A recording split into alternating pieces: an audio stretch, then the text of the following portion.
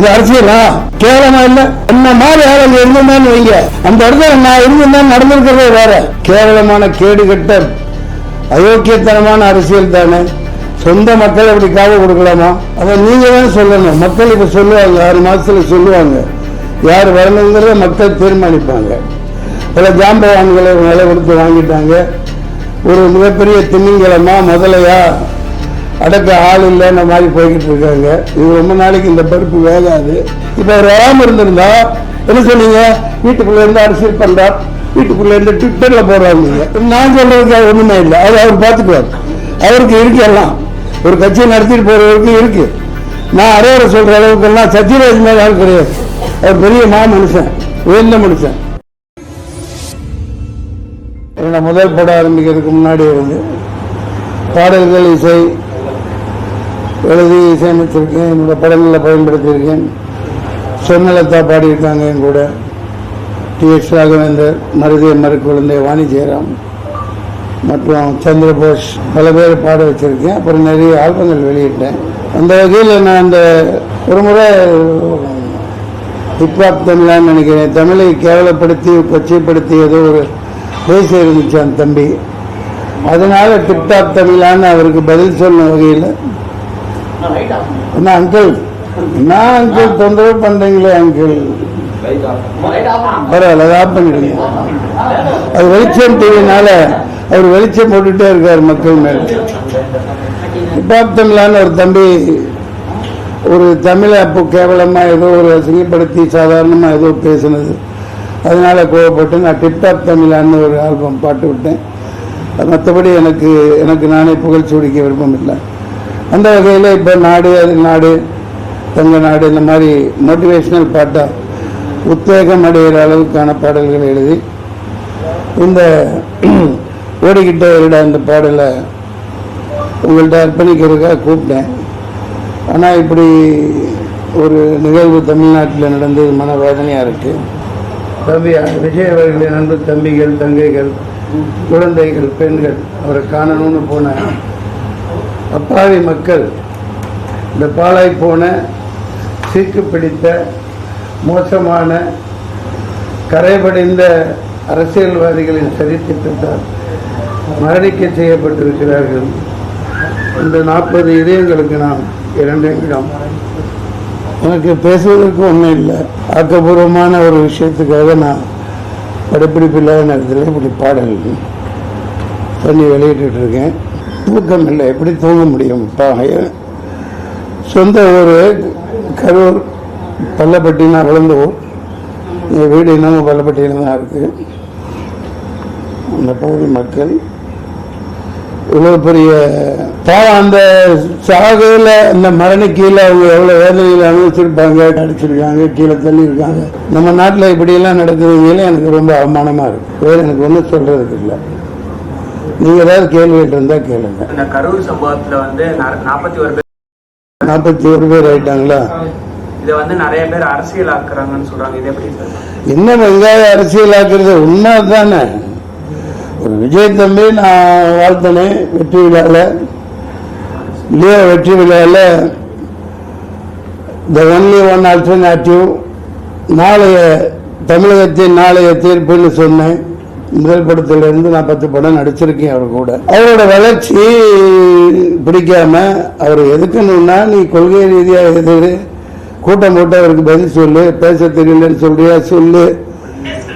இந்த மாதிரி கொட்டை போட்டு தின்னு வளர்ந்து கொட்டை போட்டு தொடர்ந்து இந்த நாட்டை நாசமாக்கிக்கிட்டு இருக்கிற உங்களை எதிர்த்து ஒரு ஆள் வர்றான் பேசலாம் அப்படின்னா, உங்களுக்கு பிடிக்கலன்னா கொள்கை ரீதியாக எதிருங்க. 4 கூட்டங்கள் மேல் நடந்திருக்கு, நாங்களும் பார்த்துக்கிட்டு தான் இருக்கோம். 4 லட்சம் 5 லட்சம் இப்படி மக்கள் கூடுறாங்க. அப்படி கூடையில போன வாரம் கூட சொல்லியிருக்கார். அதுதான் பார்க்கிறேன் காணொலியில. நாங்க என்ன கேட்கிறோம், உங்கள்கிட்ட ஒரு பெரிய இடமா கொடுங்க, மக்கள் நின்று சந்தோஷமா பார்த்துட்டு கேட்டுட்டு போகட்டும். வேற ஒன்றும் கேட்கலையா உங்கள்கிட்ட? அது ஒரு காரணத்தோட நீங்க செய்ய மாட்டேங்கிறீங்கன்னு இந்த நிகழ்ச்சி முன்கூட்டியே சொல்லியிருக்குது இந்த தம்பி. உண்மையா இல்லையா? அப்புறம் அரசியல் ஆக்குறாங்க அப்படின்னா என்ன? கேவலமான கேடுகட்ட அயோக்கியத்தனமான அரசியல் தானே. சொந்த மக்கள் அப்படி காவு கொடுக்கலாமா? சொந்த மக்களை சொந்த ஊருக்கு நல்ல வேஷம் போட்டுட்டு இருக்காங்க. இதுக்கு ஒன்றும் மேலே என்ன சொல்றதுன்னு தெரியல. வேற எந்த தாளிகைகளையா சார் யார் வந்தாலும் வந்து அரசியலுக்கு வந்தா கோமாளியா தான் ஆக்குறாங்க.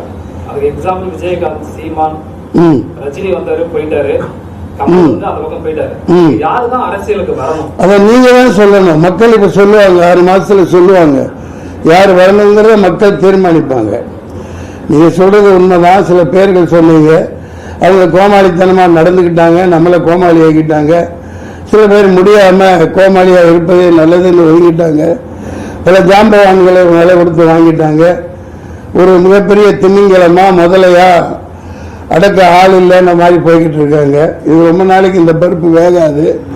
6 மாசத்துல மக்கள் இதுக்கான தீர்ப்பு தருவாங்க. அது இந்த பாடல்கள்ல தான் சொல்லியிருக்கேன்.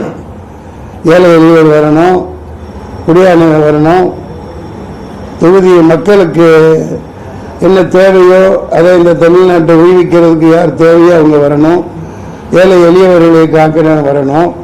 அப்படி சொல்லிட்டு இருக்கீங்களா, அந்த ஏழையவர்களை குழிக்குள்ள தள்ளி போட்டு புதைச்சி உடனே வந்து நின்று நான் தான் காப்பாத்துறேன் ஜபார் ஓடிட்டாப்ல இந்த மாதிரி அரசியல் பண்ணிட்டு இருக்கிறத மக்கள் பார்த்துட்டு இருக்காங்க. Support to unconditional support to Vijay. ஆமா சார், விஜய் கட்சியில ஜாயின் பண்றாப்ல ஏதாவது பிளான் இருக்கா? என்ன மடத்தனமா பேசிட்டு இருக்கிறீங்க? நான் விடப்பட்ட தம்பி, நான் தான் இப்ப பேசிட்டு இருக்கேன்ல, என்ன கேக்குறீங்க? என்ன பண்றது? இதை சப்போர்ட் ஒட்டுமொத்த மக்களே சப்போர்ட் இருக்குல்ல, அப்புறம் நான் என்ன பண்றது? தாய்வான் தாக்குல என்ன நடந்துச்சு? வெளியில இருந்து யாரும் இல்ல, அந்த காஷ்மீரி மக்களும் ஒன்றும் பண்ணல. அப்பா ஏழை சாதாரண பிச்சைக்காரங்க, அடிக்கு 4 போலீஸ் நிக்கிறாங்க. புல்வாமால என்ன நடந்துச்சு? சொந்த நாட்டு மக்களை காலி பண்ணி போட்டு குழிக்குள்ள தள்ளி மண்ணள்ளி போட்டு அதில்தான் அரசியல் பண்ணிட்டு இருக்காங்க ஆள்றவங்க. நீங்களும் 4 தூண் வேடிக்கை பார்த்துட்டு இருக்கீங்க. அதெல்லாம் ஒரு வெங்காயம் வைக்க முடியாது, ஒரு வெங்காயம் நடக்குது. இந்த பிரச்சாரத்துல வந்து போலீஸ் வந்து முறையா பாதுகாப்பு கொடுக்கல. யார் கையில போலீஸ் இருக்குது? முதல் பாதுகாப்பு 28 கண்டிஷன் போறீங்களா இல்லையாப்பா? நீங்க ஒரு மாநாடு நடத்த கூட்டத்துக்கு 28 கண்டிஷன் கேட்டு போடுறாங்களா இல்லையா? எந்த கட்சிக்காவது போட்டாங்களா? எந்த கட்சிக்காவது போட்டாங்க இது வரைக்கும்? அதே மாதிரி 28,000 போலீஸ் 2,000 போலீஸ் அங்க நிக்கணும்ல, அதே முட்டுச்சம்பளம் கொடுத்துருக்கீங்க. என்ன மாதிரி ஆளுங்க இருந்திருந்தான்னு வைங்க, அந்த இடத்துல நான் இருந்திருந்தா நடந்திருக்கிறதே வேற. 99 இப்படித்தான் நான் நின்று தேனியில பயங்கர கலவரத்தை உண்டாக்குனாங்க. ஜீப்பை கவுத்து விட்டாங்க, கரும்பு காட்டுக்கு தீ வச்சுட்டாங்க. இறங்கி குளிச்சு ஓடி போய் ஆளுங்களோட ஜீப்பை நிப்பாட்டி வச்சேன், கலெக்டர் ஜீப்பு. அடுத்து அதை அணுகி சொல்லி சாண்டு விட்டு மைக்கை பிடிச்சி ஒரு சத்தம் போட்டேன். நடக்கிறது வேற, என்ன போலீஸ் எங்க இருந்து வந்தாலும் என்னன்னு தெரியல, கட்டுக்குள்ள கொண்டாந்தாங்க. கொஞ்சம் அந்த என்ன ஆணை போட்டு குளிக்குள்ள ஏறி மூடி சமாப்த ஜனகனை பாடிருப்பாங்க. இது அரசியலா? கேவலமா இல்ல? அயோக்கியத்தான அரசியல் பண்ணிட்டு இருக்காங்க, ஏமாத்திட்டு இருக்கீங்க. அனுமதி கேட்கும் போது 10,000 பேர் சொல்லியிருக்காங்க. நீ கோச்ச பச்சை குழந்தை தன்னம்மா 10,000 பேர் அப்படித்தான் சொல்லுவாங்க. 20,000 பேர் சொன்னா உங்களுக்கு பர்மிஷன் கிடையாதுன்றான். போலீஸ் பத்தி தெரியாதா? போலீஸ்காரங்க நல்லவங்க, அவங்க என்ன செய்வாங்க? மேல என்ன ஆர்டரோ என்ன உத்தரவோ அதுபடி அவங்க நடந்துக்குவாங்க. அவ்வளவுதான் அவங்களால முடியும். அனுமதி கேட்கல 10,000 பேர் வருவாங்க, அப்படித்தான் கொடுக்கணும். அவங்க அதுதான் நடைமுறை. 10 பேர் அந்த கூட்டத்துக்குலாம் வரமாட்டாங்க. எல்லாம் பிரியாணி போட்டணும், சாராயம் 100 ரூபாய் 200 ரூபாய் காசு, இதை கூட்டம் போடுவான். அவனுக்கு பொட்டல் வெளியில நல்லா 10 கிலோமீட்டர் இடம் கொடுப்பீங்க. 4 லட்சம் பேர் கூடுறான்னு தெரியலையா? அப்புறம் முடிச்சதுக்குள்ள அனுப்புறீங்க. நான் சொல்லல, இந்த மக்கள் சொல்லிட்டு இருக்காங்க, வந்துட்டு இருக்கு. பாத்தீங்களா இல்லையா? இப்ப பயங்கரமான ரவுடி ராஜ்யம். ஏன்னா உள்ளத்தை அன்னைக்கே உடனே போஸ்ட்மார்ட்டம் பண்ணி உடனே போச்சு முடிச்சாச்சு. Shame on this politics. Sir, Vijay அவர்களை பார்க்க தான் மக்கள் ஒரு கூட்டம் வந்துச்சு. அப்புறம் என்ன ஒன்னையும் பார்க்க வந்தது? சார், 41 உயிர் போயிருக்கு. விஜய் வர முடியலன்னா அவங்களோட கட்சி கீழே இருக்கிற தொண்டர்களோ இல்ல கட்சி பொதுச் செயலாளரோ யாரோ களத்துல நின்று இருக்கணும் சார். களத்துல துரத்தி விடுறாங்கல்ல, சுத்தி நிக்கிறது யாரு? அவங்க போட்டு நிக்கல, அவங்க தானே விரட்டி விடுறாங்க. நியூஸ்ல சொல்றாங்களா இல்லையா? கிளம்புங்க நீங்க நிக்காதீங்க அப்படின்னு பேக் பண்ணி அனுப்பிச்சுட்டு இந்த மாதிரி சம்பந்தம் இல்லாம கேள்வி கேட்கறீங்களே. அவங்க புதிய கட்சி என்ன மாதிரி ஆள் இருந்ததுன்னா அதுக்கு பருப்பு எடுக்க சரியா நாளை இறக்கி இருப்பாங்க. அந்த மாதிரி ஓடுகள் உங்கள்கிட்ட இல்ல. அங்க இருந்து அடியாங்க சொல்றீங்களா? மக்களை தீர்த்து கட்டிட்டாங்க. அதாவது ஒரு பாதுகாப்பு வளையத்தில் இருக்காப்லையா இல்லையா? என்ன எதிர்பார்த்தாரு? இல்ல யாரு எதிர்பார்த்து? விஜய் எதிர்பார்த்திருக்க மாட்டாப்ல, கோபத்தனமா மக்கள் எதிர்பார்த்திருக்க மாட்டாங்க. விஜய் அண்ணா பார்க்கணும் அப்படின்னு போட்டு வந்து நிக்கிறாங்க. ஆனா இது எதிர்பார்த்து திட்டமிட்டு சதி தீட்டப்பட்டு வாட்ஸ்அப்ல வருது, சாயந்தரம் சம்பவம் நடக்கும்னு போட்டிருக்காங்கல்ல.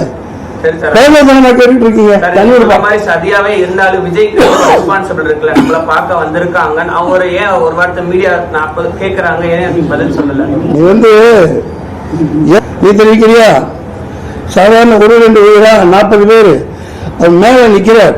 அந்த இடத்துல நீ நின்று பார், அப்பதான் தெரியும் தம்பி அவ்வளவு வேகத்துல. ஏன்னா இந்த மாதிரி கொடூரமான கும்பல் அவங்களுக்கு தெரிஞ்சுதான் அப்படி ஒரு வண்டியை வச்சு பாதுகாப்புல போலீஸோடு நிக்குது. அந்த எல்போட இடமில்லாத மீட்டிங்ல நான் ஒரு பேச்சாளனாக இருந்திருக்கேன். மேல கீழே என்னன்னு ஒண்ணுமே தெரியும். செருப்பு வீசுறான், கல்லு வீசுறான், கெட்ட வார்த்தை திட்டுறான். ஒருத்தருக்கு கூப்பிட்டு விஜயகாந்த் மாதிரி கண்டிச்சுக்கிட்டு பண்ணிட்டு இருக்க முடியுமா? எவ்வளவு பெரிய ஆபத்துல. நான் அது வண்டி உள்ள போயிலே பார்த்துருந்தேன்னா திருப்படா வேண்டிய பெட்ரோல் வலிக்கு விடுறா பார்த்துக்கலாம் போலீஸ் கேஸ் அப்படின்னு அப்படி வந்து போடணும். இவங்க மதிக்கிறத இல்ல, கொஞ்சம் கூட பிரயோஜனம் இல்லை. தெரிஞ்சதான காவல்துறை அப்படி ஒரு சந்துக்குள்ள போய் நிப்பாட்டுறாங்க. திட்டமிட்ட சதி. இதற்கான தண்டனை 6 மாசத்தில் கிடைக்கும். அதே இடத்துலதான் எடப்பாடி வந்து கேம்பெயின் பண்ணாரு. சரி, அதுக்கு என்ன வருத்தப்படுறியா? இல்லையே, அவங்களுக்கு சொல்றீங்க தொண்டர் கண்ட்ரோல். அது எத்தனை கட்சி? யாரு ஆரம்பிச்ச கட்சி? எத்தனை வருஷத்து கட்சி? அங்க ஒவ்வொருத்தனும் எப்படி இருப்பான்? கருப்பு எடுத்துருவான்ல, அவர் யாரு? சாதாரணாலா? தொலைச்சிடுவார்ல. எடப்பாடிக்கு அவ்வளவுதான் கூட்டம் போகும். இவருக்கு 4 லட்சம் பேர் வருவாங்க. இந்த எருமைகளுக்கு தெரியாது. தூக்கம் இல்லையா? மூஞ்சி பாருங்களேன். நான் ஒரு நடிகன், சாதாரண கூலிக்கு மாரடிக்கிறேன். பைத்தியக்காரன் நானு. போலீஸ்காரன் துரத்தி விடுறான், இங்க இருந்து போங்க, இப்படி ஆயிடுச்சுங்களா? எல்லா நாடகமும் அவங்க நடத்துறாங்க. இங்க பாரு,